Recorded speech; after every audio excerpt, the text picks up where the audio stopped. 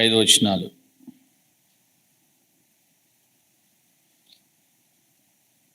ఉత్తర ప్రత్యేక రీతిగా చదువుదాం.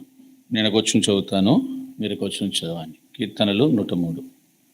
నా ప్రాణమా యెహోవాను సన్నిధించుము, నా అంతరంగమునున్న సమస్తమా ఆయన పరిశుద్ధ నామమును సన్నిధించుము.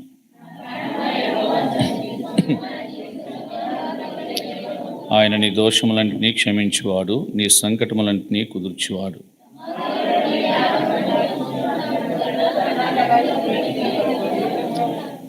పక్షిరాజు యవను వలని యవనం క్రొత్తదగుచుండనట్లు మేలుతో నీ హృదయమును తృప్తిపరచున్నాడు. చాలన్నా చాలు. 5 వచనాలే. ప్రభు సహాయం కొరకు ప్రార్థన చేసుకుంటాం.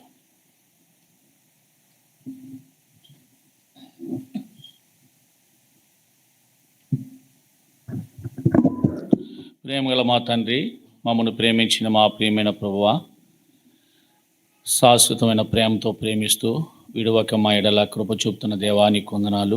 గడిచిన పునరుద్ధాన దినం నుంచి నేటి పునరుద్ధాన దినం వరకు మమ్మల్ని కాచి కాపాడారు. దేవా, కోడి తన పిల్లలను కాచిన రీతి మమ్మల్ని కాపాడారు, భద్రపరిచారు, స్వకీయ సంపాద్యము చేర్చారు. దేవా, తిరిగి ఆత్మతో సత్యంతో ఆరాధించినట్లుగా సమకూర్చినారు. నీకు వందనాలు. బహు కొద్ది మంది ఉన్నప్పటికీ దేవా, ఎక్కడైతే 2-3 నామను కూడి ఆరాధిస్తారో ప్రార్థిస్తారో వారి మధ్య నేను ఉంటానని చెప్పారు. దేవా, నీ ఆత్మ సంచారం మా మధ్య ఉందని నమ్ముతూ ఉన్నాం. దేవా, పాటల ద్వారా నేను మహింపరచుడు కొరకై మీరు ఇచ్చిన సమయాల కొరకు వందనాలు. తిరిగి వాక్యం దగ్గరికి వస్తున్నాం. మాట్లాడండి. నీ దాసుని యొక్క కంఠాన్ని ముట్టండి, స్వస్థపరచండి. నీ ప్రజలకు దేవా ఏ మాటలైతే అవసరమైనవో ఆనాడు ఇశ్రాయేలు ప్రజలకు ఆకాశం నుండి మన్నాను కురిపించిన రీతిని మీరే నీ వాక్యము వారి కొరకు కురిపించండి, సహాయపడుతుందండి. దేవా, కంఠాన్ని విశ్వాసంలో ఉంచుకోండి.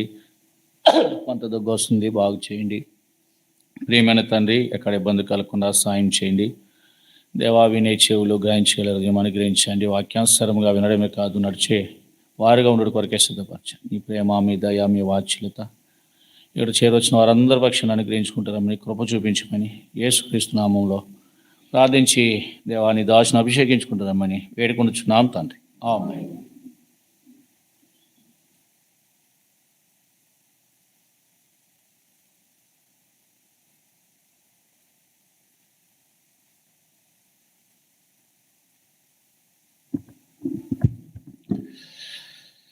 యేసుక్రీస్తు ప్రభువు వారు ఆయన కొండ ఎక్కి కూర్చునేవాడు. ఎందుకోసం అంటే బహు జన సమూహము ఆయన మాటలు వినాలని వచ్చేవారు. ఎందుకంటే ఆయన మాటలో జీవం ఉంది, ఆయన మాటలో స్వస్థత ఉంది, ఆయన మాటలో అద్భుతమైన కార్యాలు జరుగుతూ వస్తాయి మాట ద్వారానే. కనుక ఆయన మాటలు వినాలి. ఆయన మాటలో దయ ఉంది, దయగల మాటలు. ఆయన మాటలు వినాలని బహుజన సమూహము ఏం చేసేవారంట, ఆయన ఎక్కడుంటే అక్కడికి ఎలా వచ్చేవారు? గుంపు గుంపులుగా వేగిరమే వచ్చేసేవారు. మరి అందరికీ ముందుండాలా? ముందుంటేనే ఆయన కనపడతాడు, ముందుంటేనే ఆయన కనపడతాడు. అప్పుడు ఏం చేయాలా? మరి అందరికి కనిపించాలంటే ఇది చాలా కష్టమైన విషయంగా ఉందని కొండ ఎక్కి కూర్చున్నాడు, అందరికి కనిపించాడు. అంటే మన జీవితాల్లో కూడా మనం ఒక నేర్చుకోవాల్సిన సత్యం ఏంటంటే ఎప్పుడు ముందుండే వారంగా మనం ఉండాలి, ముందు కూర్చునే వారంగా మనం ఉండాలి. చూడండి, కొంతమంది క్లాస్ రూమ్లో అంటే స్కూల్ పిల్లలు ఏ బెంచ్ కావాలని అడుగుతారు, ఫస్ట్ బెంచ్ మీద కూర్చుంటే బాగుంది అనుకుంటారు. కానీ మనమేం కోరుకుంటున్నాం, కనుక లాస్ట్ బెంచ్ కావాలని కోరుకుంటున్నాం. ఎందుకంటే లాస్ట్ బెంచీలు బలహీనుల కొరకు, కూర్చోలేని వారి కొరకు వాళ్ళకయ్యి. ఎందుకంటే వాళ్ళ ముందేయడం బాగోదు కనుక వాళ్ళ కోసం. కింద కూర్చున్న వాళ్ళందరికీ చక్కగా లైన్లు ఉన్నాయి. పాట పడినప్పుడు చక్కగా వచ్చి ఒకవేళ ముందుకు వచ్చి లైన్లో క్రమంగా కూర్చోండి. ప్రభు మిమ్మును దీవించేవాడుగా ఉంటాడు. చాలా శ్రేష్టమైన విషయాలు. కనుక మనము ప్రభువును ఆరాధించడానికి మనము ఈ స్థలంలోనికి వచ్చాం. రాత్రి నిద్రపోలేదు,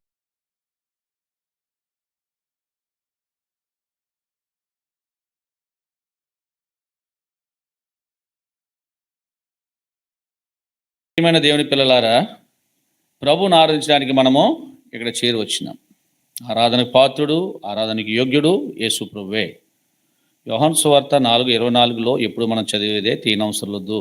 దేవుడు ఆత్మ గనుక ఆయన ఆరాధించేవారు ఆత్మతోనూ సత్యముతోనూ ఆరాధించాలి అని ఆత్మదేవుడు లేక అక్కడ ఆ విషయాన్ని స్వయంగా దేవుడే రాయించాడన్నమాట. దేవుడే చెప్పాడు. కనుక దేవుడు ఆత్మయ్య ఉన్నారు. ఆత్మ అయిన దేవుని మనం ఆరాధించడానికి ఈ స్థలంలోనికి మనము చేరుతూ వచ్చాం. సామాన్యమైన వాని కాదు, మానవుని కాదు మనం ఆరాధించేది, ఒక విగ్రహాన్ని కాదు, జీవము గల దేవుడు. ఆయనలో జీవముండెను, ఆ జీవము మనుషులకు వెలుగై ఉండేను. నీకు నాకు ఆ జీవము వెలిగించింది, వెలుగై ఉంది. సరే, కనుక ఆ వెలిగించిన దేవుని, ఆ జీవము మన కోసము ప్రవహింపజేసిన దేవుని మనం ఆరాధించడానికి చేరాం. చాలా పర్యాలు చదివినాము ఈ మాట. దేవుని వాక్యం ఎప్పుడు చదివినా నూతనమైనదే, అది పాతగా ఉండదు. ఒక నూతనమైన కార్యము ద్వారా లేక నూతనమైన మాట ద్వారా దేవుడు మనతో మాట్లాడతాడు. ఇది దావీదు రాసిన కీర్తన. దావీదు తన యొక్క జీవిత యాత్రలో దేవుని ద్వారా ఎన్నెన్నో ఉపకారాలు పొందుతూ వచ్చాడో, ఎన్ని మేలులు అనుభవిస్తూ వచ్చాడో, తన యొక్క సందర్భాన్ని, తన యొక్క దేవుడు చేసిన ఉపకారాన్ని కీర్తన ద్వారా ఏం చేశాడైనా వర్ణించాడు. కీర్తన అంటే పాట ద్వారా ఆయన మధుర గాయకుడు. దావీదు గురించి ఏం రాయబడ్డదంటే బైబిల్లో మధుర, సామాన్యమైన వాడు, చక్రవర్తి, మధుర గాయకుడు కూడా. చూడండి, ఎక్కడ మనం చూస్తామాట, సమూయేలు గ్రంథం అనుకుంటా, చూడండి దావీదు గురించి.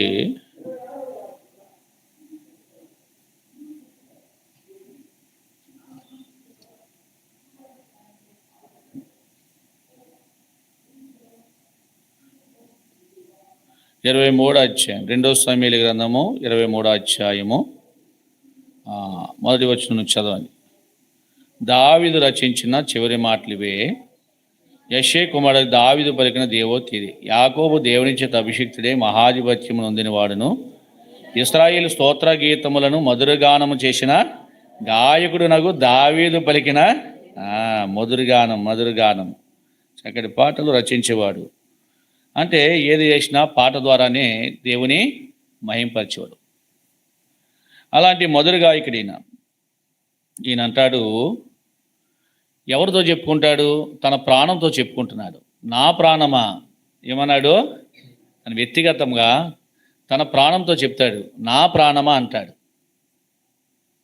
ఏమన్నాడు? ప్రాణాన్ని నువ్వు యెహోవాను సన్నుతించు. యెహోవా ఎవరు?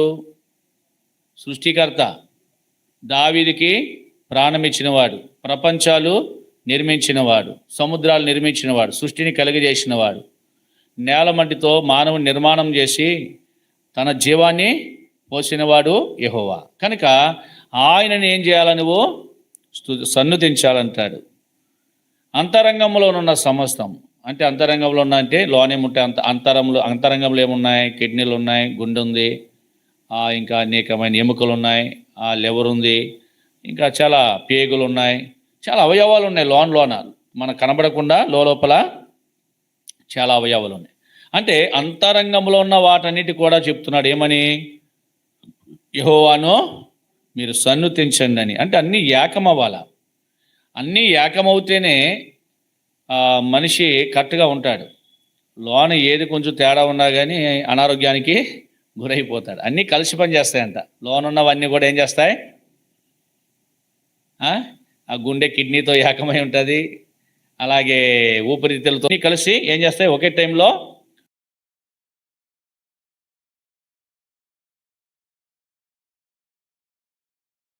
వర్క్ చేస్తూ ఉంటాయి. దేని పని అది చేస్తూ ఏకముగా పని జరిగించినప్పుడే మనం ఎలా ఉంటామంటే ఆరోగ్యముగా నిలబడుతూ ఉంటాం. సరే, ఏదేమైనా కానీ మీరందరూ కూడా ఆంతర్యములో లేక అంతరంగంలో ఉన్న సమస్తమా నువ్వేం చేయాలా? ప్రాణాన్ని చెప్పాడు. ప్రాణం అంటే రక్తము. అంతరంగాన్ని చెప్పాడు. ఇంకేమన్నాడు? ఆయన చేసిన ఉపకారములలో దేనిని మరువకు. ఆయన ఎన్నెన్నో ఉపకారాలు చేశాడు. దేవుడు ఉపకారం చేసేవాడే కానీ అపకారమో చేసేవాడు కాదు.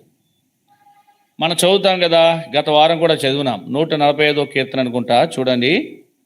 కీర్తన గ్రంథము 145:9. యెహోవా అందరికీ ఉపకారి, ఆయన కనికరములు ఆయన సమస్త కార్యముల మీద ఉన్నవి. కొంతమందికే కాదు, ఆయన కనికరము గల దేవుడు. ఎంతమందికి ఉపకారైనా అందరికీ ఉపకారే. ఎవరెవరికి ఉపకారి? ఎవరెవరికి ఉపకారి చూడండి. ఎవరెవరికి ఉపకారంటే అయినా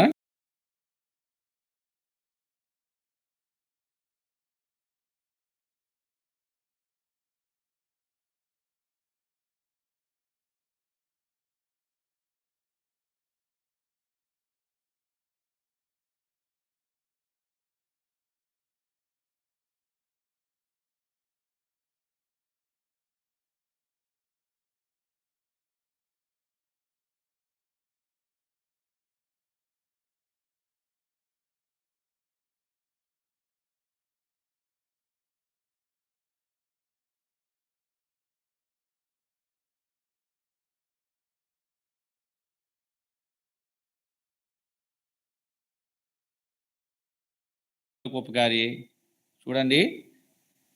ఎవరెవరికి ఉపకారంటే అయినా మనం చదువుదాం, ఒక మాట చదువుదాం ఇక్కడ రండి.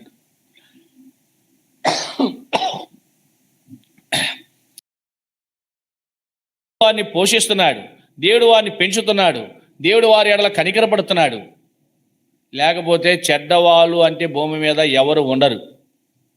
దేవుని కనికరం లేకపోతే, దేవుని యొక్క ఉపకారం లేకపోతే చెడ్డవాళ్ళు అనేది భూమి మీద ఎవరు కూడా కనిపించరు. కానీ ఈ రోజు వరకు కూడా దేవుడు ప్రతి ఒక్కరు కూడా ఒక్క ఆత్మైన నశించిపోవడానికి ఇష్టం లేదు కనుక అందరూ రక్షించబడాలని, అందరూ కూడా మరి వాక్యమని వెలుగులో అంటే జీవపు వెలుగులో నడవాలని, సృష్టికర్త అయిన దేవుని స్మరించాలని ఏం చేసినాడంట? అందరికైనా ఉపకారం చేశాడు. కొంతమందికే కాదు. నీకు ఉపకారం చేసినాడు, నాకు ఉపకారం చేశాడు. అయితే దావీదు ఇక్కడ అంటాడు, దావీదు తనకు చేసిన ఉపకారం బట్టి ఏం చేశాడంట? ఏం చేస్తున్నాడు? దేవుని సన్నుతించేవాడుగా ఉన్నాడు, లేక ఆరాధించేవాడుగా ఉన్నాడు, ఆయన సేవించేవాడుగా ఉన్నాడు. ఈనాడు ఆయన ఉపకారాలు పొందుతున్నారు, కానీ ఆయన ఆరాధించలేని స్థితిలో ఉన్నాడు మనుష్యుడు. చదువుదామా? అపోస్తల కార్యములు 17వ అధ్యాయము 25వ వచనం చదవండి. ఆయన అందరికీ జీవమును ఊపిరిని సమస్తమును దయచేయవాడు. అందరికీ ఇచ్చాడు. అంటే వారు చెడ్డవాళ్ళుగా బ్రతకాలని కాదు, మంచిగా బ్రతకాలని ఇచ్చాడు. కానీ ప్రసంగి 7:29 రాస్తాడు, దేవుడు నరులను యథార్థవంతులుగా పుట్టించను గాని. ఏమన్నాడు అక్కడ? గాని అంటే వారు ఏదో చేసేసారు. ఏం చేశారు? వారు వివిధమైన తంత్రములు కల్పించుకుని చెడ్డవాళ్ళు అయిపోయారు. మనుషుడా, నువ్వు ఇది చేయొద్దు, ఉత్తమమైన మార్గం ఇదని దేవుడు చెప్తే మేము ఈ మార్గంలోనే పోతామంటాడు. ఎవడు? మానవుడు. ఈ విధంగా చెడును ఆశ్రయించాడు. అందుకే వెలుగు లోకంలోనికి వచ్చిన కానీ మనుషుడు ఇంకా చీకటినే ప్రేమించాడు. లోకంలోకి వెలుగు వచ్చింది, కానీ మనుషుడు ఏం ప్రేమిస్తున్నాడంట? వెలుగుని ప్రేమించగా చీకటిని ప్రేమిస్తున్నాడు. సరే, ఇవన్నీ చెప్పాలంటే ఏదేమైనా అందరికైనా ఉపకారంగా ఉన్నాడు. అందరికీ జీవం ఇచ్చాడు, నాకు ఇచ్చాడు, నీకు జీవం ఇచ్చాడు. అందరికీ ఊపిరి ఇచ్చాడు, నాకు ఉంది ఊపిరి, నీకు ఉంది. అంటే నీకు వేరే విధంగా నిన్న వేరే విధంగా చేయలేదు. కానీ మానవుని సూచించిన విధానంలో రెండు భేదాలు పెట్టాడు. 2 భేదాలు. ఒకటి ఏంటంటే స్త్రీ పురుషుడంతే, లింగ భేదం పెట్టాడు. స్త్రీ పురుషుడంతే, ఇద్దరు శరీరులే. అయితే ఆత్మకు, స్త్రీలో ఉన్న ఆత్మకు పురుషునిలో ఉన్న ఆత్మకు భేదం లేదు. మరలా ఆత్మ ఒకటే. అందరికీ జీవం పోసాడు, అందరికీ ఊపిరి పోసాడు. స్త్రీలో ఉన్న ఊపిరి ఆయనదే, పురుషునిలో ఉన్న ఊపిరి కూడా ఆయనది.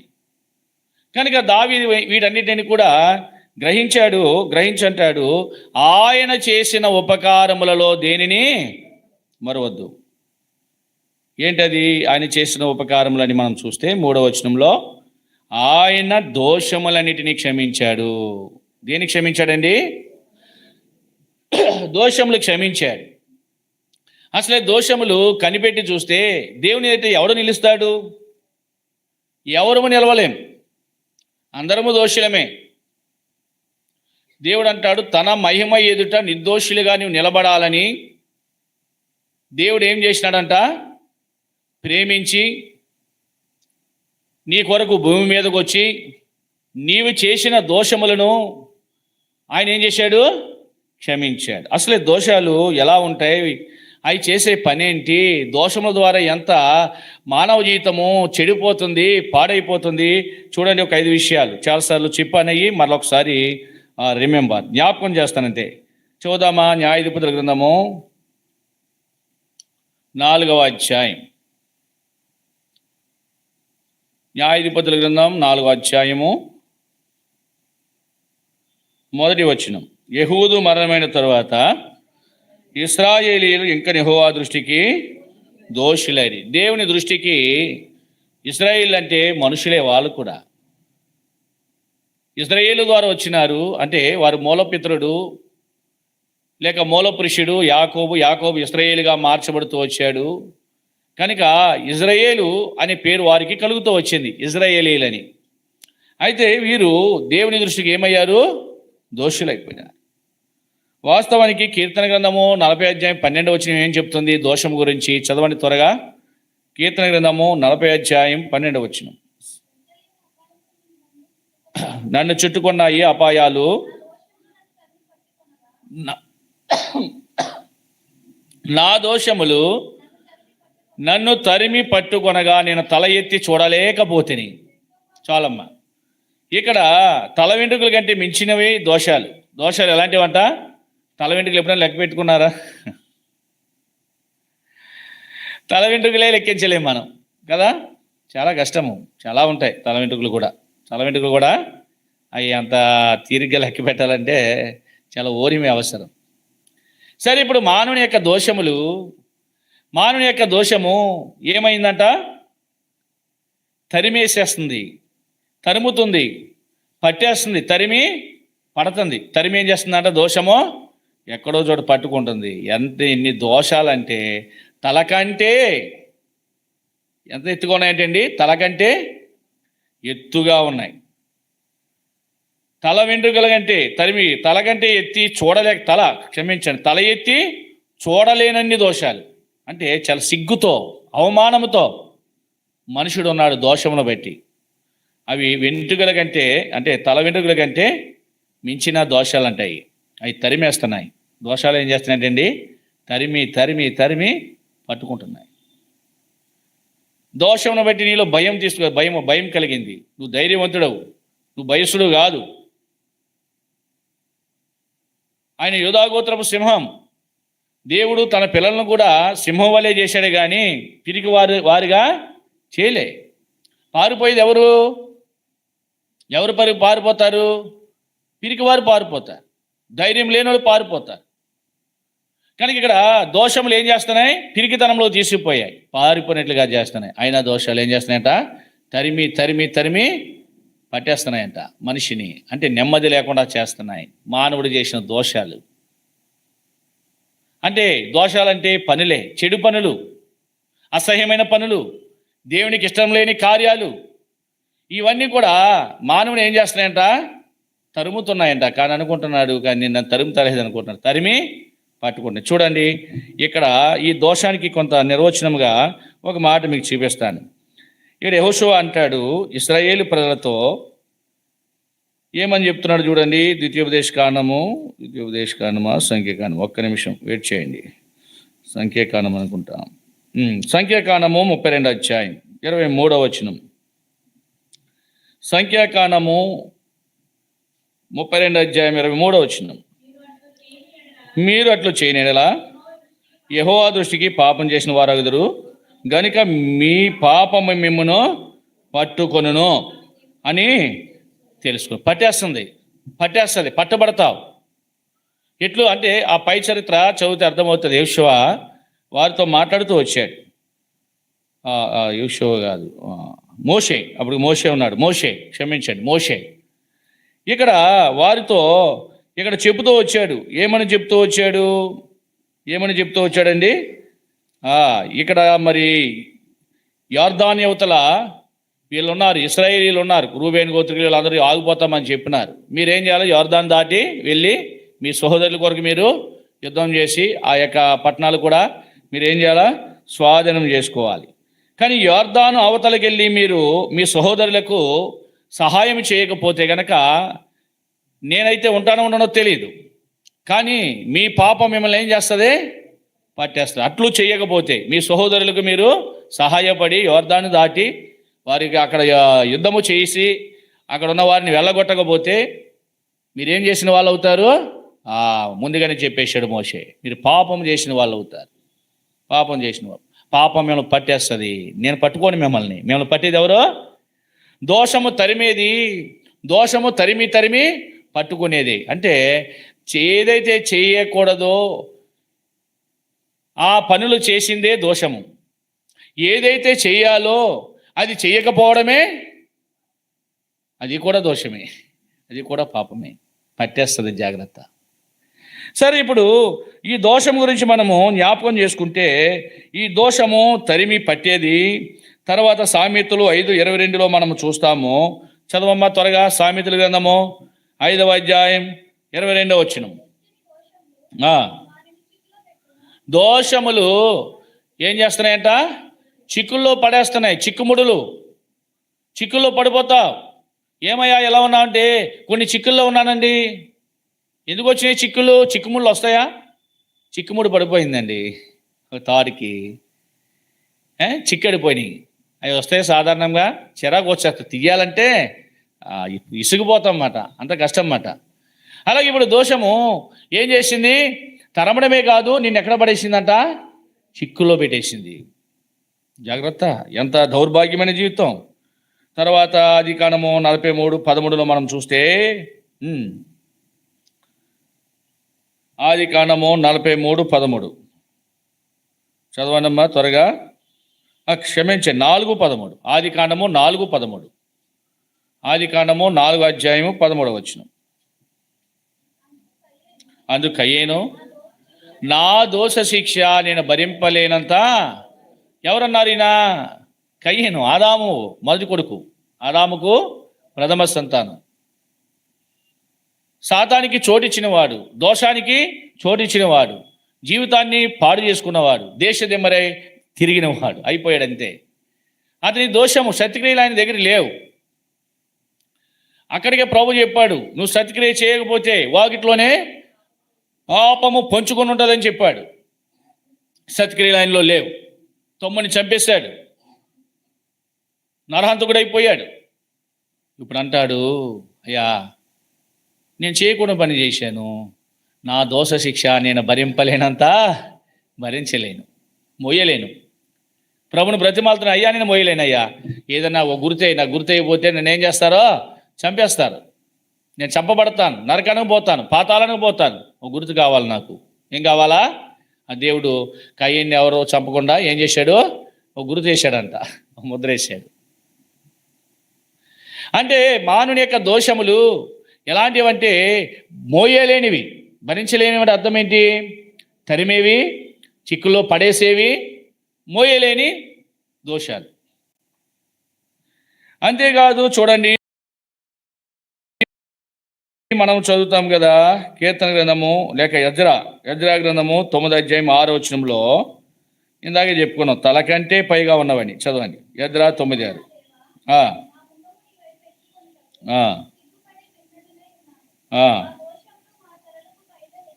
అది మా దోషములు ఎంత ఎదిగిపోయినాయి అంటే, తల ఎత్తుకోలేకపోవడం కారణం ఏంటంటే తల కంటే ఎత్తుగా ఉన్నాయి దోషాలు. ఎలా ఉన్నాయంట? ఎక్కడున్నాయి? ఇశ్రాయేల్ అన్న ఎక్కడ కూర్చున్నాడు? ఎక్కడ? శనుడు అంటాం కదా. ఏమో ఎలా ఉన్నాడు? శనిగారు నన్ను నెత్తి మీద ఉండన్నా. శనిగారు నెత్తి మీద ఉండకపోతే ఎక్కడ ఉంటాడు మరి? అంటే తల పైన ఉన్నాడు. ఎక్కడున్నాడు చెప్పండి? శనిగాడు ఎక్కడున్నాడో చెప్పండి. ఎప్పుడు అనలేదు మీరు ఆ మాట? ఏమో అలా ఉన్నావంటే శనిగాడు వచ్చి ఎక్కడ కూర్చున్నాడు? శనిగాడు ఆయన ఎప్పుడు నువ్వు చూసుంటే కదా. నీ దోషమే నీ శని, నీ దోషమే నీ శని. ఎక్కడికి వచ్చి కూర్చుంది? చూడండి, కొన్నిసార్లు ఈ వాస్తులు చూస్తూ ఉంటారు. ఈశాన్యం ఎంత ఉండాలి, ఆగ్నేయం ఎంత ఉండాలి, లేదా అది ఎంత ఉండాలి, ఇది ఉండాలి చూస్తారు. అది లేకపోతే వస్తాడు ఎవరు అంటే సిద్ధాంతి అంట. ఏంటి? సిద్ధాంతి వస్తాడంట. సిద్ధాంతి ఎవడు? వాడు మనిషాడు, దేవుడు కాదు. దేవుడు ఏమన్నా కొలతలు ఇచ్చి నువ్వు ఇలా చేసుకోరని ఇచ్చాడా? బతుకు తెరువు అది. డబ్బు కోసం వస్తాడు, అలా అలా చెప్తాడు, 10,000 20,000 పట్టుకుపోతాడు. చెప్పినందుకు సేవకుడు వచ్చి ప్రార్థన చేస్తే ఏమేవో, కానీ సిద్ధాంతం వచ్చి చెప్తే ఎంతైనా ఇచ్చేస్తాం. అలాంటి పనులు చేయకండి. దోషము ఇంటిలో ఉండదు, అర్థమైందా? వాస్తులో ఉండదు. దోషం ఎక్కడుంది? నీలోనే ఉంది. కయ్యను ఏమన్నాడు? నా దోష శిక్ష ఏమన్నాడు? నాలోనే ఉంది ఈ దోషము, నేను భరించలేనంత గొప్పది. ఎక్కడుంది ఈ దోషము? నా తలపైన ఉంది. ఎక్కడుందమ్మా ఈ దోషము? తలపైన ఉంది, నెత్తి మీద ఉంది. ఈ దోషము నెత్తి మీద ఉంది. అందుకే ఇక్కడ అంటాడు, దోషములు కనిపెట్టి చూచినెడలా నీ ఎదుట ఎవడు నిలవగలడు? దోషము తలపైన ఉందంట. ఆ శని నేనేం చేస్తుంది? ఎదగానివ్వకుండా చేస్తుంది. చూద్దామా, 5వది చూద్దాం. కీర్తన గ్రంథము 31 అధ్యాయం 10వ వచనం. Sam chapter 31:10. కీర్తన గ్రంథము 31 అధ్యాయము 10వ వచనం చదవండి. నా బ్రతుకు దుఃఖముతో వెలబుచ్చుచున్నాను, నా దోషమును బట్టి నా బలము తగ్గిపోయెను. అర్థమైందండి? ఎముకల్లో క్షీణత, బలమేమో తగ్గిపోతుంది. సరే, ఇప్పుడు మనం చూస్తే మనకు ఏ పని చేయాలన్నా, అంటే ఒక ఉద్యోగానికి వెళ్ళి వర్క్ చేయాలన్నా, కూలి పనికి వెళ్ళి కోత కొయ్యాలన్నా, లేకపోతే ఇంటిలో వంట చేయాలన్నా, లేదా ఏదైనా పని చేయాలన్నా, ఒక గోడ కట్టాలన్నా, ఇల్లు కట్టాలన్నా, ఏమి చేయాలన్నా మనిషిలో ఏమి కావాలా? బలము కావాలి, సత్తు ఉండాలి. మరి ఇప్పుడు ఏమైంది? దోషమును బట్టి బలం ఏమైపోయిందట? తగ్గిపోతూ వచ్చింది. దోషమును బట్టి బలము తగ్గిపోయింది. మిక్కిలి బలశాలి మన అందరూ ఎరుగుదాం. ఎవరైనా సంసోను, బైబిల్ మంచి, అంటే దేవుని కంటే ఎక్కువ కాదు, దేవుని తర్వాతనే సంసోను. దేవుడే ఇచ్చాడు ఆ బలం. మిక్కిలి బలశాలి, ఒక బిరుదైనికి. అలాంటి వ్యక్తికి బలం తగ్గిపోయింది. దేని ద్వారా? అతని యొక్క దోషము ద్వారా. ఏదైతే చేయకూడదో అదే చేసేసాడు. అతడు అనుకున్నాడు, దేవుడు నాతో ఉన్నాడులే, నేను బలశాలినిలే, నేను ఏదైనా చేస్తాను అనుకున్నాడు. భ్రమలో ఉన్నాడు. ఇక దిలీలా అంది, సంసోన్, ఫిలిష్తీయులు వచ్చి నీ మీద పడుతున్నారు, శత్రువులు వచ్చి నీ మీద పడుతున్నారు. సంసోన్ అనుకున్నాడు, ఎప్పటికప్పుడే నేను విరజిమ్మేస్తాను, ఫిలిష్తీయుల్ని చంపేద్దాం అనుకున్నాడు. ఫిలిష్తీయుల్ని ఓడించాలని లేచాడు. కానీ అతనిలో ఏమీ లేదు, బలము లేదు. ఏమైంది బలం? పండుకోకముందు బాగానే ఉంది కదా, పండుకున్న తర్వాత ఏమైంది? పండుకొని లేచేసరికి బలం తగ్గిపోయిందే. అక్కడ ఏం రాశాడంటే, యెహోవా తనను ఎడబాసెనని సంసోనుకు తెలియకుండానే దేవుడు విడిచిపెట్టేశాడు. భ్రమలో ఉన్నాడు. నేను బాగానే ఉన్నాను, నేను బలశాలిని, 300 నక్కలు పట్టుకున్న వాడను. ఈ ఫిలిష్తీయులంతా గర్జించు సింహాన్ని చీల్చిన వాడిని, ఈ ఫిలిష్తీయులంతా ఒక పచ్చి గాడి దవడ ఎముక చేత 1000 మంది నరులను హతమార్చిన వాడిని, వీళ్ళెంత అనుకున్నాడు. కానీ సంసోను బలహీనుడైపోయాడు. బలం లేదు ఆయనలో. లేగుస్తున్నాడు కానీ లేవలేకపోతున్నాడు. ఫిలిష్తీయులు రానే వచ్చారు, పట్టారు. ఆ బలవంతుడైన సంసోను ఏం చేశారంటే 2 గళ్ళు ఇప్పుడు అంధుని చేశారు. అంటే అంధుడు అనే అర్థం ఏంటంటే అతని యొక్క జీవితాన్ని చీకటి చేసేశారు. దేవుడేమో వెలిగించాడు, శత్రువేమో ఏం చేశాడు? చీకటి చేశాడు. కారణం ఏంటి? సంసోనులో బలము లేదు. ప్రియా సహోదరుడా, నీ జీవితంలో, నా జీవితంలో గమనించవలసిన గొప్ప సత్యం ఏంటంటే, మన జీవితంలో మన బలము దోషమును బట్టి ఏమైపోతుంది? తగ్గిపోతుంది. నీ దోషమును బట్టి నీ బలం తగ్గిపోతుంది. నీ దోషమును బట్టి నీ బలం ఏమైపోతుంది? తగ్గిపోతుంది. కనుక మరి ఇట్లాంటి పరిస్థితులలో మానవుడు ఏమవుతున్నాడు? చిక్కుల్లో పడిపోయి లేవలేకుండా బలహీనుడైపోతున్నాడు. మరి ఇప్పుడు మనము యాత్రా జీవితంలో బలం మనకు అవసరం. మన జీవితం అంతా ఏంటి చెప్పండి? యాత్రికులం మనం. యాత్రికులు అంటే ప్రయాణికులం. ప్రయాణికుడు ఏం చేస్తాడు? వెళుతూనే ఉంటాడు. ప్రయాణికుడు ఏం చేస్తాడండి? ప్రయాణం అంటే అర్థం ఏంటి? నడుస్తూనే, ప్రయాణాలు చేస్తూనే ఉంటాడు. మన ప్రయాణం ఎక్కడి నుంచి ఎక్కడి వరకు అంటే ఈ నాశనపురి అనే భూమండలం నుంచి మోక్షపురికి మన ప్రయాణం. ఈ ప్రయాణంలో నీకేం అవసరము? బలం అవసరం. ఇప్పుడు ఏమైంది? దోషమును బట్టి బలం తగ్గిపోయింది. ఎలా నడుస్తావు? అందుకే కోరావు కుమారులు అన్నారు 84వ కీర్తనలో, చదవండి 7వ వచనము లేక 5వ వచనం చదవండి మొట్టమొదటిగా. 84:5.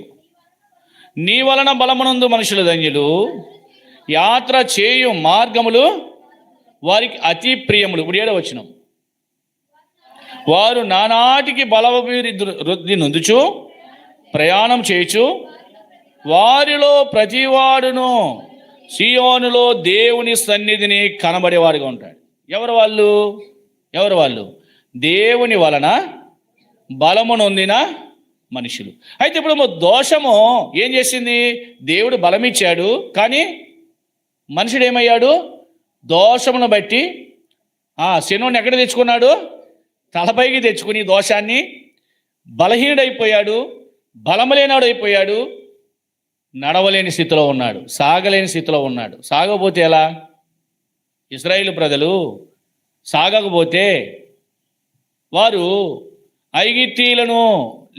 ఐగుప్తీయులను మరలా చూచుండేవారు. ఇశ్రాయేలు ప్రజలు సాగకపోతే ఐగుప్తీయులను మరలా చూచుండేవారు.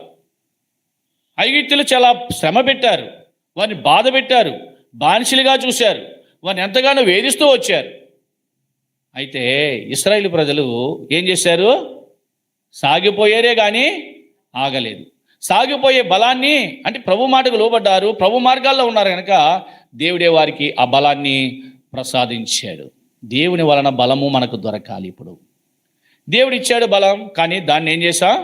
దోషంను బట్టి బలాన్ని పోగొట్టుకున్నాం. ఇప్పుడు నడవలేమో, సాగలేము. కనుక అలాంటి దోషములు ఉండగా ఎలా నడవగలవు? ఎలా బలం పొందుతావు? అయితే దేవుడు ఎంత ప్రేమ గలవాడంటే, ఈ కీర్తనకాడైన దావీదు అన్నాడు 103వ కీర్తనలో, నీ దోషములన్నిటినీ ఏం చేశాడంటే ఆయన క్షమించేశాడు. వా, ఎంత అద్భుతమైన దేవుడు! ఎలాంటి దోషాలు ఇవి చెప్పండి? 5 దోషాలు ఎలాంటివి? అయిపోయింది అప్పుడే. దోషాలు ఎలాంటివి? తరిమేసేవి, తర్వాత చిక్కుల్లో పడేసేవి, భరించలేనివి, తల కంటే పైగా ఉన్నవి, బలము తగ్గించేవి. ఇవి దోషాలు. ఈ దోషాలన్నీ కూడా మరి దేవుడు ఏం చేశాడంట? మరలా నీకు బలం ఇచ్చిన కొరకు, నువ్వు బలహీనుడు అయిపోయావు. సంసోను బలహీనుడైపోయాడు. అందుకే సంసోనికి అర్థమైంది, నా దోషను బట్టి నా బలం తగ్గిపోయింది. దేవుని దగ్గరకు ఏడ్పుతో, బాధతో, దుఃఖముతో ఏం చేశాడు? అందుడై ఏం చేశాడంట? చీకటిలో ఉండి మొరపెట్టాడు, ప్రభువా ఈ ఒక్కసారే నన్ను ఏం చెయ్యి, బలపరచు. అంటే దేవుని దగ్గర బలం ఉందని సంసోను, ఈ బలం నాది కదా, ఆయన ఇచ్చాడు కనుక ఏం చేశాడు ఆ ఫైట్, లేకపోతే చేయలేడు. ఈ ఒక్కసారే నన్ను ఏం చెయ్యి, బలపరచు. అందుకే కీర్తన గ్రంథము 18:1 మనం చూస్తాము, ఏం రాశాడు అక్కడ? యెహోవా నా బలమా, నేను నిన్ను ప్రేమించుచున్నాను. అంటే యెహోవా నా బలమా అంటే దేవుడా నా బలమైన వాడా? మీకు అర్థమైందా? దేవుడా నా బలమైన వాడా అంటే దేవుడు బలమైన వ్యక్తి. ఆయన బలమిచ్చేవాడు, నడిపించేవాడు, పోషించేవాడు, భద్రపరిచేవాడు, నిన్ను ఆదుకునేవాడు. అందుకే దావీదు ఇవన్నీ గ్రహించన్నాడు. తన జీవిత యాత్రలో, తన యొక్క జీవిత కాలంలో ఇవన్నీ అనుభవించన్నాడు దావీదు. ఏమన్నాడండి? నీ దోషములన్నిటినీ క్షమించేశాడు గనక ఆయన ఉపకారములు నువ్వు మరువద్దు. దేనిని మరువద్దు, అసలే ఒక్క విషయాన్ని కూడా నువ్వు మర్చిపోవద్దు. మనం చూద్దామా? 10వ 103వ కీర్తన 10వ త్వరగా. మన పాపములను బట్టి మనకు ప్రతీకారము చేయలేదు, మన దోషములను బట్టి మన దోషములను బట్టి మనకు ప్రతిఫలమైన ఎవరు? అసలే ప్రతీకారం చేయాలా, ప్రతిఫలం ఇవ్వాలా. నువ్వు దోషి కనుక నీకు శిక్షించాలా. దోషిని ఏం చేస్తారో? కోర్టులో దోషిని నిలబెట్టారు. జడ్జి ఏం చేస్తాడో? దోషి అని తేలిపోయింది, వాడిని ఏం చేయాలా? శిక్షించాలా, శిక్ష వేయాలా. కానీ దోషమును బట్టి ఏం చేయలేదంట? ప్రతిఫలము చేయలేదు. దేవుడు క్షమించేశాడు. దేవుడు ప్రేమ గలవాడు, దేవుడు కరుణా సంపన్నుడు. నీ దోషాలు క్షమించాడు. తర్వాత చదవండి. ఇంకా చెప్పాలని చాలా ఉన్నాయి కానీ సమయాన్ని ముందుకు వెళ్ళిపోతుంది. నీ సంకటములన్నిటినీ, సంకటములంటే కొన్ని పనులు, అంటే కొన్ని సమస్యలు. సంకటాలంటే కొన్ని సమస్యలు, కొన్ని ఇబ్బందులు, కొన్ని ఇరుకులు, అన్నిటి నుంచి కూడా దేవుడు ఏం చేశాడంట? కుదిరి చేశాడు, సెటిల్ చేశాడు, అట్లని సర్దు మణిగించేశాడు. తర్వాత ఏమన్నాడు? సమాధిలో నుండి నీ ప్రాణమును విమోచన కలిగించాడు. 3వదిగా సమాధిలో నుండి. సమాధి ఎలాంటిది? సమాధిలో ఏముంటుంది? శవాలు ఉంటాయి. సమాధిలో శవాలు ఉంటాయి, అంతేనా? అందుకే దాన్ని ఏమన్నారు? సమాధి అన్నారు. డెడ్ బాడీస్ ఉంటాయి, కులిపోయిన శరీరాలు ఉంటాయి, ఎండిపోయిన ఎముకలు ఉంటాయి. కనుక అలాంటి కుళ్ళిపోయిన శరీరము గలదే సమాధి. అంటే సమాధి తెరిస్తే ఏముంటుంది? చెడు వాసన, దుర్వాసన. అందుకే రోమాపత్రికలో రాశాడు, వారి గొంతుక తెరచిన సమాధి. అంటే సమాధితో పోల్చాడు. అంటే ఈ అన్యజనుల యొక్క గొంతుకును పోల్చి, అంటే వారి పెదవుల కింద సర్ప విషం ఉందని మాట్లాడుతూ, ఆ గొంతు గురించి మాట్లాడుతూ ఆ సందర్భాన్ని రాశాడు. అంటే సమాధి ఎలాంటిదంటే కొంపు కొట్టేది, కొంపు కొట్టేది. నువ్వు చక్కగా ఒక పెళ్లి మీదకి వెళ్ళావు, మాసిపోయిన బట్టలు వేసుకుని, స్నానం లేకుండా, ఆ మురుగుగొడ్డలతో ఆ వాసన కొడుతూ, చెమట కొంపు కొడుతూ వాళ్ళ మధ్యకి వెళ్తే ఎవరైనా కూర్చుంటారా నీ దగ్గర? మురికి అయిపోయి కూర్చుంటారా? ఈ బాబు ఈడెవడ వచ్చాడరా బాబు అని ఆ కూర్చున్నవాళ్ళు లేచిపోయి ఇంకో చోట ఆ వాసన భరించలేక. అయితే దేవుడు నిన్ను భరించాడు, నీ వాసన భరించాడు, నీ దుర్వాసన భరించాడు. యెషయా గ్రంథం 3వ అధ్యాయంలో మనం చూస్తాం, అరికాలు మొదలుకొని నడినెత్తి వరకు ఏముందంట? స్వస్థత కొంచెమైనను లేదు. ఎక్కడ చూసినా పచ్చి పండ్లు, గాయాలు, అవి కట్టబడలేదు, తైలముతో మెత్తన చేయబడలేదు. అలాంటి పండ్లతో బ్రతుకుతున్న నిన్ను దేవుడు ఏం చేశాడు? అసహించుకోలేదంట. అసహించుకోలేదు. ఆయన అసహించుకోలేదు, నిన్ను ప్రేమించాడు. దుర్వాసన కొడుతున్న నిన్ను, సమాధిలోకి పోవలసిన నిన్ను, చచ్చిన వాడుగా ఉన్న నిన్ను, ఎఫెసీ 2:1 ఏం చెప్తుంది? మీరు మీ అపరాధముల చేతను, పాపముల చేతను. అంటే అపరాధము పాపమే. అపరాధం అనగా తెలిసి ఏదైతే చేయకూడదో అది చేసినాము కనుక దాన్ని ఏమంటారు? అపరాధం అంటారు. పాపం అంటే కంటిన్యూ, జన్మము నుంచి వచ్చేసింది, తెలిసి చేసింది అపరాధము, అపరాధ పాపము, తెలియక చేసింది జన్మ పాపం. సరే, ఈ రెండు పాపాలే. కనుక ఇప్పుడు ఆ అపరాధముల చేతను, పాపముల చేతను చచ్చిన వాడుగా ఉన్నా. అంటే ఎలా ఉందని యొక్క దేహము, మానవ యొక్క స్థితి ఎలా ఉంది? భూమి మీద దోషాలేమో నెత్తి మీద ఉండి ఏం చేసినాయి? అనగొట్టి బలమంతా తగ్గిపోయింది, ఆరోగ్యం అంతా క్షీణించిపోయింది, బాడీ అంతా వాసన వస్తుంది, కుళ్ళు వాసన వస్తుంది. ఏ వాసన? దేవునికి ఏ వాసన కావాలా? అసలు మనమే వాసన పిలుస్తాం, కుళ్ళు వాసన పిలుస్తామా? చచ్చిన పీనికి ఏదో పడేశారు దారి పక్కన, పిలుస్తాం, మళ్ళీ వాసన వస్తుందో పిలుస్తామండి? వెంటనే కచ్చిపోయేదో ఏంటి వాసన అంట.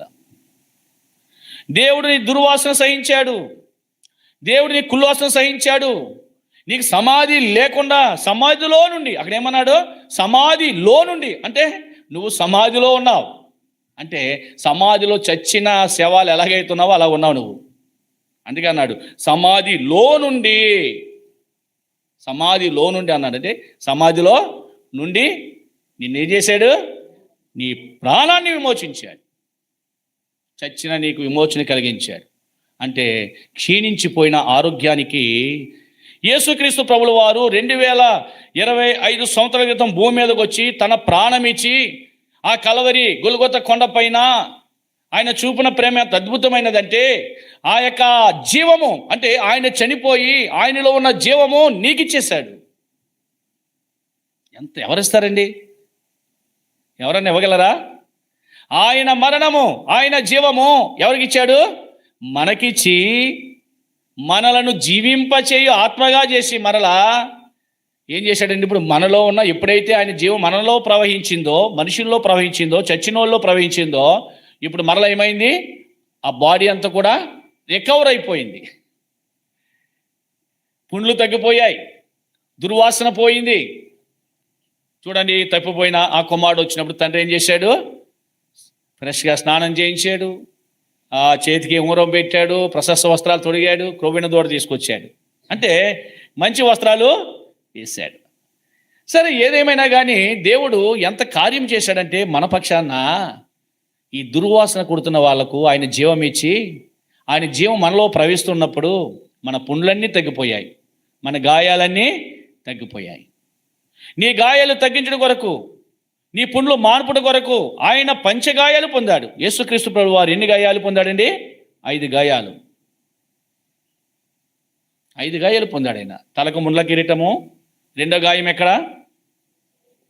2 చేతుల్లో 2 గాయాలు, 3వ గాయము 2 కలిపి 1 గాయము, 4వ గాయము ప్రక్కన బల్లెముతో, అంతేనా? తలకు ముండ్ల కిరీటము, ఈ 2 కదా, 3, 4, 5, మొత్తం 5 వచ్చేసినాయి. 2 చేతులు 2 గాయాలు కదా, 5.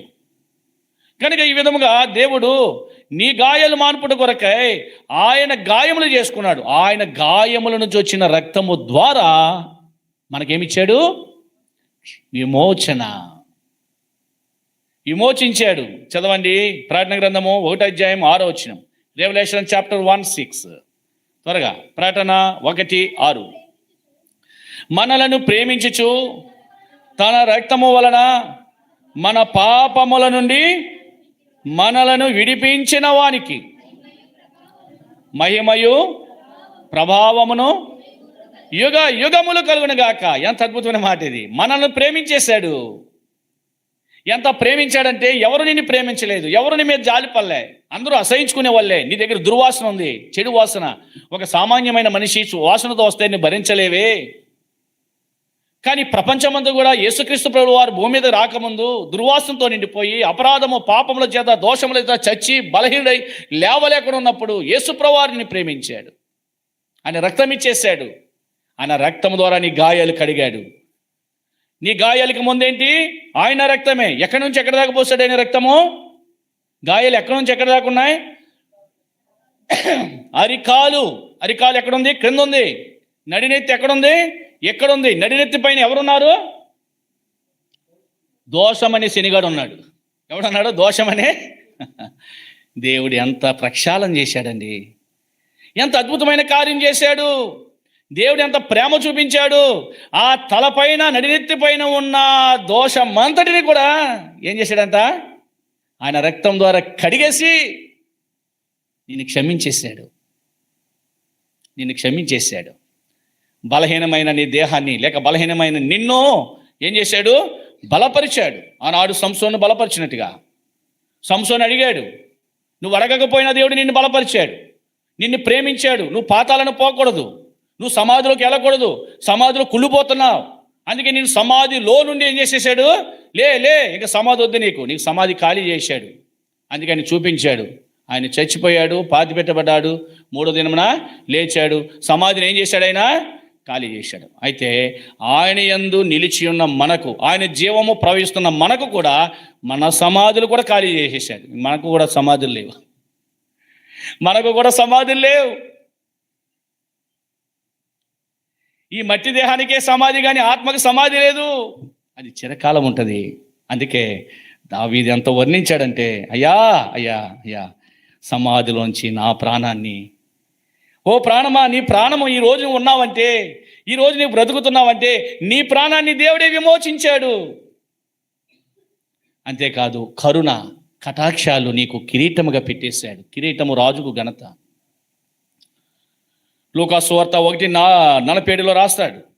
మరియా అంటది, చదవండి, లూకా సువార్త 1:47. ఆయన తన దాసురాలి దీనస్థితిని, దీనస్థితి అనగా, దీనస్థితి అంటే అర్థం ఏంటి? ఏమీ చేయలేని పరిస్థితి. అర్థమైందా మీకు చెప్పేది? ఏమీ చేయలేని పరిస్థితులు అన్నమాట. దిక్కు తోచని పరిస్థితులు, ఆధారం లేని పరిస్థితులు, అది దీనస్థితి.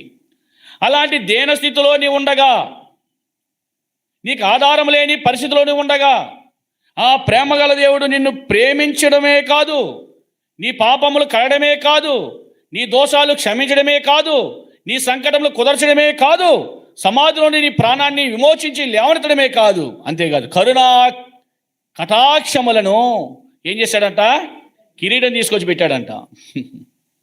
కిరీటాన్ని ఎక్కడ పెట్టాడు? వాస్తవానికి ఆయన కిరీటం పెట్టకముందు ఆ తలపైన ఏముంది? అది మర్చిపోకూడదు. ఆయన కిరీటం పెట్టకముందు ఈ తలపైన ఏముంది? దోషమనే శని ఉంది. ఆ శని వదిలిపోయింది ఎప్పుడైతే ఆయన కిరీటాన్ని పెట్టాడో. అందుకే అలాంటి కిరీటం నీకిచ్చడు కొరకాయ, కరుణ కటాక్షం అనే కిరీటం నీకిచ్చడు కొరకాయ ఆయన ముండ్ల కిరీటాన్ని పెట్టుకున్నాడు. ఆయన ముండ్ల కిరీటం పెట్టుకుని నీకేమిచ్చాడు? నీ కిరీటం పేరేంటి? కరుణ కటాక్షము. కటాక్షించాడు, నీ దీనస్థితిని కటాక్షించి నీ కిరీటం పెట్టేశాడు. ఎప్పుడైతే కిరీటం వచ్చిందో దోషానికి ఇంక అధికారమో. కిరీటము రాజరికం, అది రాజుకు ఘనత. నేను తన రాజ్య నివాసినిగా చేసేసాడు దేవుడు. ఎంత అద్భుతమైన మాటలు ఉన్నాయి. అంతేకాదు 5వ వచనంలో మనం చూస్తే, పక్షిరాజు యవనం వలె, నా ప్రసంగం ఎక్కువైపోయింది, చెప్పండి. పక్షిరాజు యవనం వలె నీ యవనము క్రొత్తదాగుచుండినట్లు. పక్షిరాజు యవనం చాలాసార్లు చెప్పుకున్నాం కదా. పక్షిరాజు యవనము వలె నీ యవనాన్ని, అంటే దేవుడు ఎంత అద్భుతంగా రాశాడంటే 92వ కీర్తనలో, చదవండి మాట. 92వ కీర్తన 15వ వచనం. వారు ముసలితనమందు ఇంకా చిగురు పెట్టుచుందురు, సారమ కలిగి పచ్చగా ఉంటారు. అంటే ముసలోళ్ళు చిగురు పట్టడం ఏంటి? పండిపోయిన వాళ్ళు చిగురేయడం ఏంటి? చాలా విడ్డూరంగా ఉంది ఈ మాట. అర్థమైందా? పండిపోయిన వాళ్ళు చిగురు పెట్టడం ఏంటి? అంతేకాదు యెషయా 43 అనుకుంటా, 43-63లో ఉంటుంది. ఏమంటుందంటే, ముదిమి వచ్చి వరకు నిన్ను ఎత్తుకుని వాడను నేనే అంటాడు. ముదిమి వచ్చి వరకు అంటే ముసలోళ్ళని ఎత్తుకుంటాడంట. ముసలోళ్ళు చిగురేస్తారంట. పిల్లల్ని ఎత్తుకుంటారు కానీ ముసలోళ్ళని ఎవరు ఎత్తుకుంటారండి? ముసలోళ్ళని పోరా ముసలోడా అయిపోయింది, ఆ రిటైర్మెంట్ డబ్బు అంతా చేసుకుంటావు, ఆ ముసలోడు పెన్షన్ అంతా చేసుకుంటావు, ముసలోడు సరిగ్గా ముద్ద పెట్టావు, ముసలి దానికి సరిగ్గా ముద్ద పెట్టావు. ఇది మానవ స్థితి. కానీ ఇలాంటి దౌర్భాగ్యమైన ఈ మనుషులలో అక్రమం విస్తరించినప్పుడు ఈ దేవుడంట ఎలా తీసుకొస్తున్నాడంటే, ముసలి వాళ్ళని ఏం చేస్తున్నాడు? మరలా వారికి యవనంలోని తీసుకొచ్చేస్తున్నాడు. అంటే యవన పిల్లలు ఎలాగైతే అలాంటి యవనాన్ని వాళ్ళకి ఇస్తున్నాడంట. అదే అన్నాడు ఇక్కడ దావీదు అన్నాడు. ఏమన్నాడు? మోషే గారు అన్నాడు, తను యవన వయసులో ఎంత బలం ఉందో, తన 120 సంవత్సరాల ముసలి వయసు వచ్చినా కానీ అంతే బలం ఆయనలో ఉన్నాడు. బైబిల్ స్పష్టంగా రాశాడు. సత్తువ తగ్గలేదు, కంటి చూపుకి మాన్యం కాలేదు, కలజోడు పర్లేదు, మనకు పడిపోతున్నాయి 30 సంవత్సరాలు కానీ మోషే గారి కలజోడు లేదు. చాలా తేటగా కనిపించింది అంటే కన్ను. ఎందుకంటే దేవుని చేతితో స్వయంగా కప్పబడినవాడు. కనుక ఇక్కడ పక్షిరాజు యవనాన్ని పోల్చాడు. పక్షిరాజు యవనం ఏంటి? వాస్తవానికి పక్షిరాజు 70 సంవత్సరాలు బ్రతుకుతుంది, 70 years. అంటే దాదాపుగా మనిషితో పోటీ. అది మానవుని యొక్క ఆయుష్ 70 లేక 80 ఇంకా దాటినా అది అయినను వాటి వైభవము ఆయాసమే దుఃఖమని బైబిల్ చరిత్ర 90వ కీర్తనలో దైవజనుడు మోషే రాస్తే, అంటే దాదాపుగా అది కూడా ఎంతకాలం బ్రతుకుతుంది? 70 ఏండ్లు బ్రతుకుతుందంట పక్షిరాజు. అయితే ఈ పక్షిరాజు యొక్క పరిస్థితి ఏంటంటే, 40 సంవత్సరాల వయసు వచ్చిన తర్వాత దానికి, ఈ పక్షిరాజుకి ఈ ముట్టు వంకర తిరిగిపోద్దట. దానికి ముట్టు ఉంటుంది కదా పక్షిరాజుకి, ఆ ఏగల్ ఆ వంకర తిరిగిపోతుంది. దాని గోళ్ళు పెరిగి వంకర తిరిగిపోతున్నాయి. ఎలా? దాని ఈకెలు అదో రకంగా అయిపోతున్నాయి, ఆ బిర్సిపోతున్నాయి. అది ఏం చేస్తుందంటే తన గూడు ఉండే స్థలానికి వెళ్ళిపోతుందంట. అసలు పక్షిరాజు గూడు ఎక్కడ ఉంటుంది మనం ఎరుగుదామా? చూసావా ఇజ్రాయేల్ తల ఊపుతున్నాడు. ఆ పక్షిరాజుని ఎక్కడ పెట్టేశాడో తెలియదు, ఒకడో ఇచ్చాడు పాపం. చెప్పు ఎక్కడ ఉంటుంది? చదవండి. యోబు గ్రంథము 39 అధ్యాయం 28వ వచనం. యోబు గ్రంథము 39 అధ్యాయం 28వ వచనం. అది రాతి కొండ మీద నివసించును, కొండ పేటు మీదను ఎవరను ఎక్కజాలని ఎత్తు చోటను గూడు కట్టుకొనెను. 27 నుంచి చదివితే మనకు అర్థమవుతుంది పక్షిరాజు గురించి. ఈ పక్షిరాజు ఎక్కడ ఉంటుందంటే రాతి కొండ. ఎక్కడ ఉంటుంది అది? రాతి కొండ మీద, కొండ పేటు అంట. అంటే అక్కడికి ఎవరు వెళ్ళారంట, ఎక్కలేరంట. ఆ కొండ పేటిలోనికి ఎవరు ఎక్కలేరు. అలాంటి ఎత్తైన స్థలములో పక్షిరాజు గూడు కట్టుకుంటుందంట. పక్షిరాజు గూడు కట్టుకుంటుంది, అక్కడికి వెళ్ళిపోతుంది అంటే ఇది. అది దాని గూడు దగ్గరికి పోతుంది. వెళ్ళిపోయి ఏం చేస్తుందంటే వంకర తిరిగిన ముట్టుతో మొట్టమొదటిగా దాని యొక్క ఆ కాళ్ళకున్న వంకర తిరిగిన గోళ్ళను పీకేస్తుందంట. ఇలా పట్టుకుని లాగేస్తుందంట, ఊడిపోతాయంట అవి. గోళ్ళన్నీ పీకేస్తుంది. తర్వాత తన దేహం పైన ఎంట్రుకలను ఏం చేస్తుందంట, మొత్తం ముట్టుతోనే లాగేస్తుందంట. మొత్తం అంత బోడైపోతుంది, ఎంటికి లేవు దానికి, ఇంకా పీకేసుకుంది.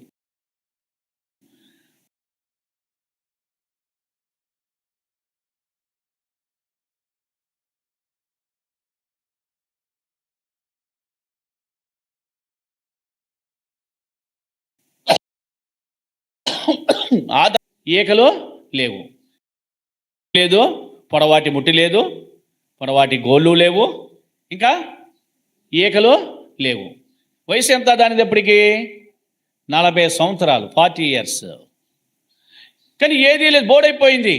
అలాగా దాదాపుగా 5 నెలలు ఆ రాతి కొండ మీదే నివసిస్తుందంట. బయటికి రాకుండా అక్కడే ఉండి కొంచెం ఆహారము తీసుకుంటూ అక్కడే ఉంటుందంట, బయటికి రాదంట. 5 నెలలు, 5 మూలు 15, అంటే 150 రోజులు అక్కడ ఉన్న తర్వాత ఈ 150 రోజుల్లో క్రమేపీ గోర్లు పెరుగుతాయంట, ముట్టు కూడా పెరుగుతుందంట, కొత్త ఈకలు వస్తాయంట. వచ్చి 150 రోజుల తర్వాత మళ్ళా రాతి కొండ మీద నుంచి అలా చక్కగా అలా ఎగురుతూ వస్తుందంట. అంటే యవనాన్ని ధరించిన పక్షి, కొత్త పక్షి వలె కనబడుతుంది అది. అందుకే ఏమన్నాడంటే పక్షిరాజు ఇప్పుడు ముసలి పక్షి కాదు, అది యవన పక్షి. అంత మార్పు చెందుతుందన్నమాట. అందుకే పక్షిరాజు ఎలాగైతే చేశాడో, పక్షిరాజు ఏ విధంగా అయితే యవనం పొందుతుందో ఆ విధముగానే నీ యవనాన్ని కూడా నేను ఏం చేస్తానన్నాడు. అమ్మా చదవలేదు బైబిల్? క్రొత్తదిగా చేస్తానంటున్నాడు. పక్షిరాజు యవనం వల్ల నీ యవనాన్ని క్రొత్తదిగా చేస్తున్నాను. అలాగా యవనం పొందిన ఆ పక్షిరాజు ఇంకో 30 ఏళ్ళు బ్రతికిన తర్వాతే చేస్తుందంట. అది 70 సంవత్సరాలు పూర్తి చేసుకుంటుంది. అలాగే దేవుడు నీ యొక్క యవనాన్ని కూడా, లేక నీ జీవితాన్ని కూడా నువ్వు అనుకోవచ్చు, ఇంకేముంది, నా పని అయిపోయింది, నేను ముసలివాడిని, నాకు బలం లేదు, ఏ బలహీనని అయిపోయాను అని నువ్వు అనుకుంటావేమో. లేదు, నేను బలపరిచే దేవుడు ఉన్నాడు, నీకు శక్తినిచ్చే దేవుడు ఉన్నాడు, నిన్ను నడిపించే దేవుడు ఉన్నాడు, నేను కరుణించే దేవుడు ఉన్నాడు, నీ కోసం ప్రాణం పెట్టిన దేవుడు ఉన్నాడు, నీకు ఊపిరిచ్చిన దేవుడు ఉన్నాడు, నీకు బలమిచ్చే దేవుడు ఉన్నాడు, నిన్ను నానాటికి బలాభివృద్ధి చేస్తూ సియోనుకి నడిపించే దేవుడు ఉన్నాడు. ఆయన నీ కోసం ప్రాణం పెట్టాడు, ఆయన నీ కోసం తన ప్రాణం పెట్టాడు, తన జీవమంతా నీకు పోసేశాడు. ఇవన్నీ ఎరిగాడు ఎవరైనా? కీర్తనకాడైన దావీదు ఎరిగాడు కనుకనే అన్నాడు 10వ వచనంలో లేక 8వ వచనంలో, యెహోవా దయా దాక్షిణ్యపూర్ణుడు దీర్ఘశాంతుడు. ఆయనలో దయ ఉంది, దాక్షిణ్యత ఉంది, దీర్ఘశాంతుడైన. మన పాపను బట్టి మనకేం చేయలేదు? ప్రతీకారం చేయలేదు. ప్రతీకారం చేయాలి. అసలు నీ పాపం బట్టి శిక్ష వేయాలా? ఎవని పాపంని ధర్మశాస్త్రం చెప్పేది ఏంటంటే, ఎవని పాపం మీద వాడే ఏం చేయాలా? మరణించాలా, పాపం నిమిత్తము శిక్షించబడాలా. కానీ నీకు మరణము లేకుండా చేసేసాడు.